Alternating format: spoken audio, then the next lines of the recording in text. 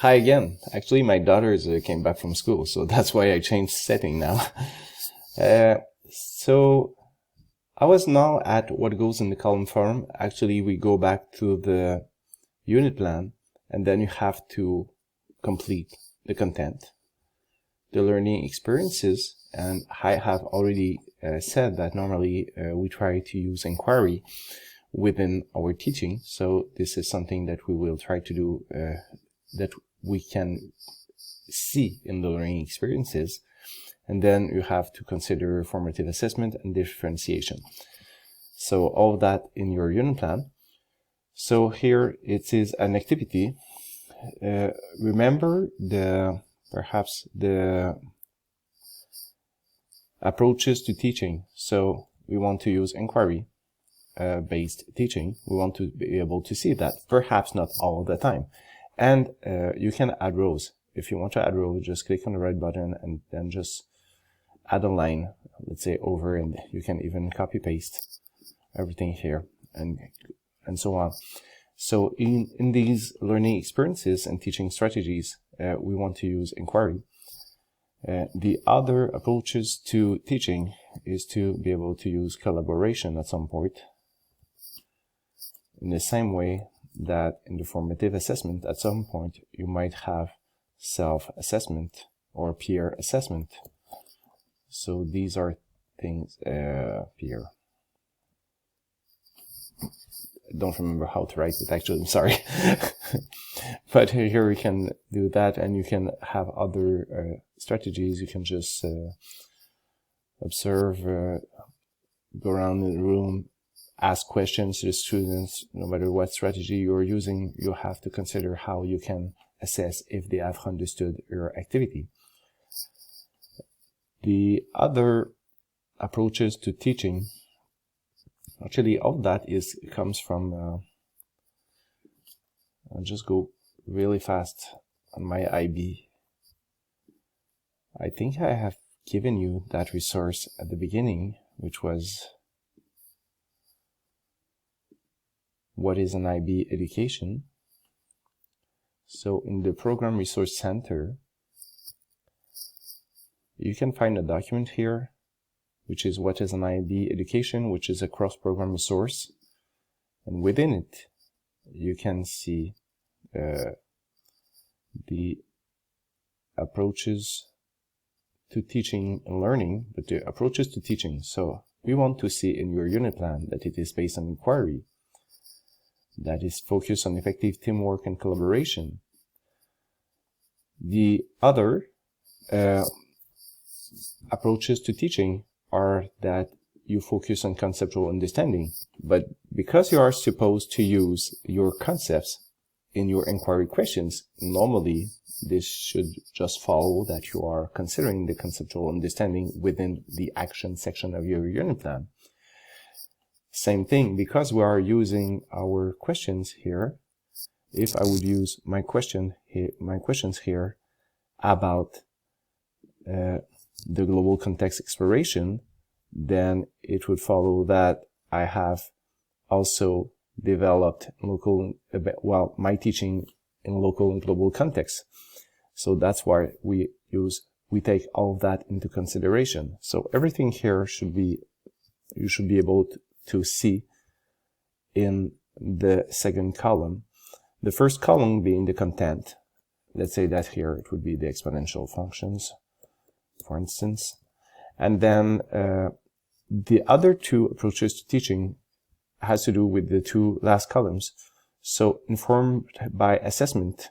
So the role of using formative assessment in order to provide feedback to the students or also to be able to help them in the learning, and also designed to remove barriers to learning, which has to go directly with the differentiation. So you can see all these in this action section of your unit plan, and basically the standards and practices that have to do with the learning go around the teaching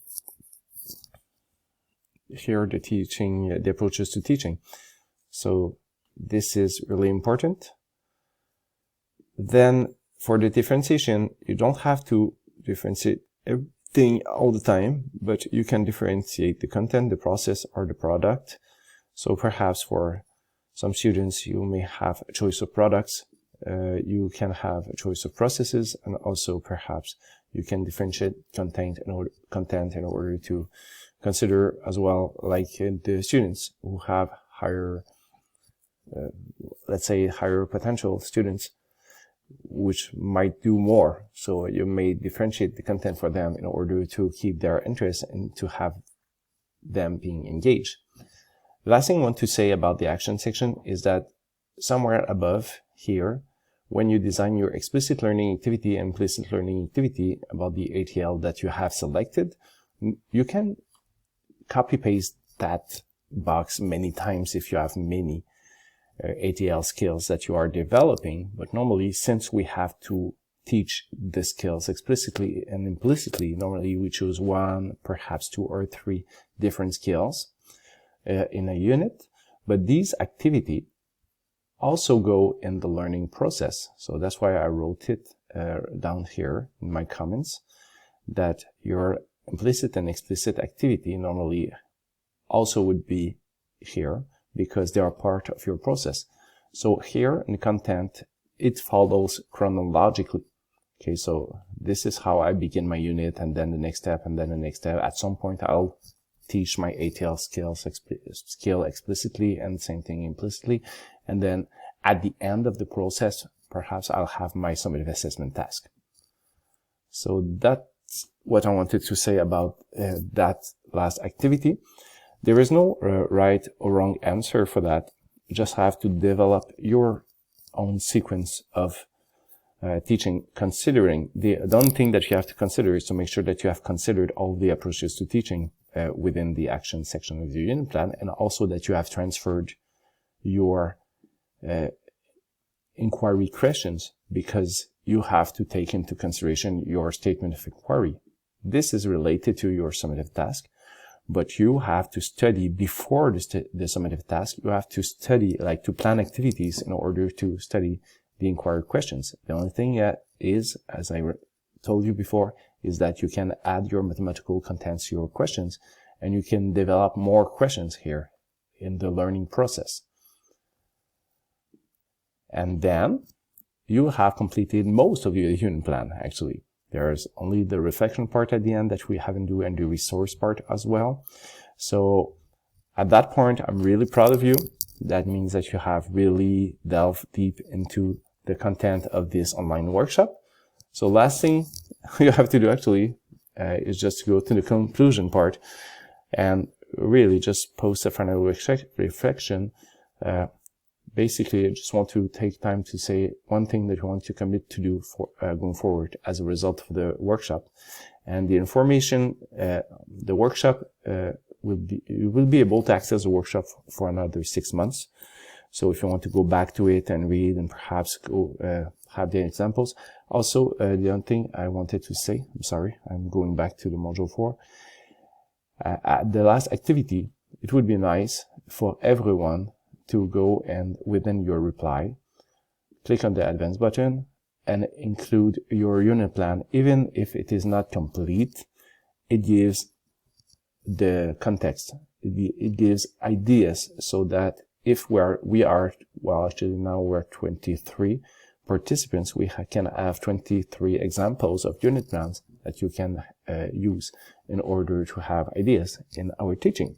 So I hope that online workshop has been helpful, and I look forward to see those of you who will be there in the final virtual meetings that I haven't planned yet, but they are going to be, just have to say, like I had, if it wasn't the 20th November, then it's going to be 1 week later, so it's going to be the 27th, the same time, but 1 week later, I'll plan that right after that video. So have a really nice last week, and take care.